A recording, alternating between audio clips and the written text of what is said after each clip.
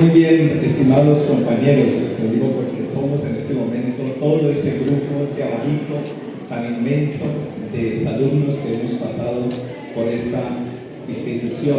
Cogen pues a Quemarropa aquí para decir algunas cosas que me parecen muy importantes. Lo primero que yo digo, yo recuerdo una canción que aquí me enseñaron y que estaba en ese momento, era: hoy cuando pasé por mi colegio nada parecía igual que ayer. Vi un reflejo extraño en los cristales, mi cara no logré reconocer. Esa era una de las estrofas.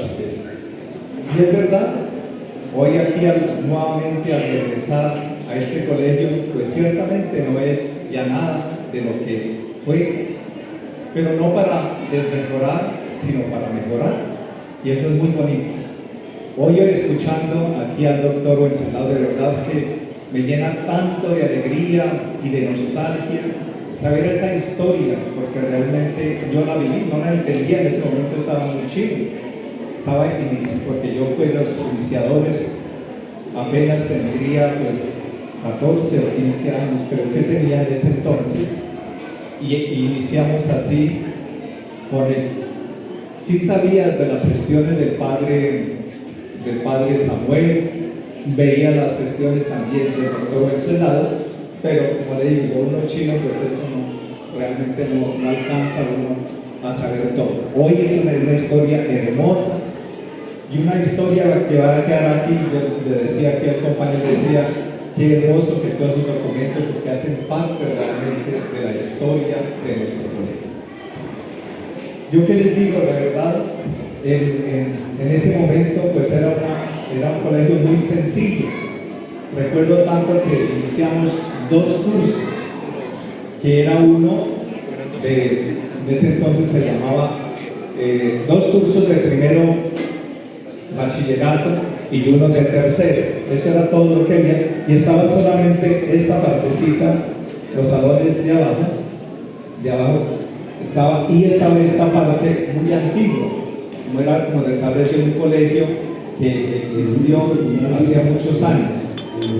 Ahí en esa partecita funcionaba el segundo año, que eran como poquitos, yo creo que no eran más de 10, no recuerdo cuántos eran, unas 10 personas, ¿sí?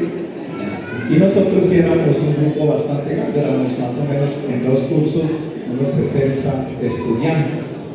De esos 60 estudiantes que estuvimos ahí, solo llegamos 10 al grado, nos graduamos 10 estudiantes. ¿Y qué más les cuento así desde esos inicios? Los pupitres eran unos pupitres de verdad, pero en buen estado, de todas formas arreglados, y yo sé unos pupitres grandes. Yo recuerdo que eran, creo que de 2, si no eran individuales, sino de 2. Sí, y eran de tapa, pero muy buenos. Después,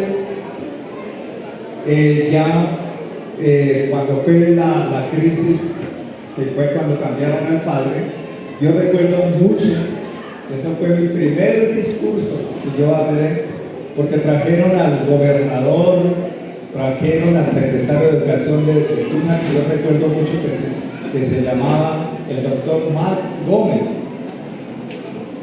Y el gobernador de ese entonces, yo no recuerdo quién era. Pero entonces, muy bien, mire, y aquí estamos Fernando, no se acuerda, pero con el padre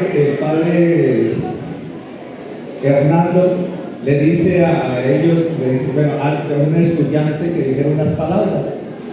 Y entonces, el padre en ese entonces era pues bastante amigo mío, y entonces le dice, pues dígale a Dios gracias que hable. Y entonces recuerdo tanto que Reinaldo, en ese entonces, fue el que me preparó el discurso. Dije, ¿qué debo hablar? Pero yo no escribí nada.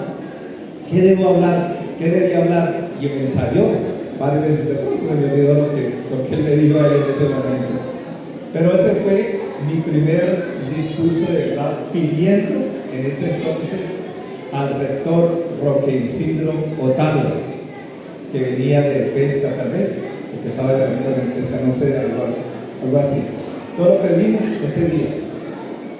Y de ahí inició, realmente se lo continuó.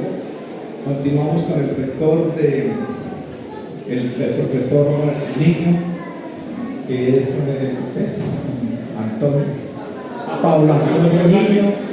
Mi primera rectora no era la anunciación, en entonces le decíamos, sino era Nona. La rectora era Nona Gómez, así era el nombre de ella. Y ya fue con Pablo, después vino que también murió un gran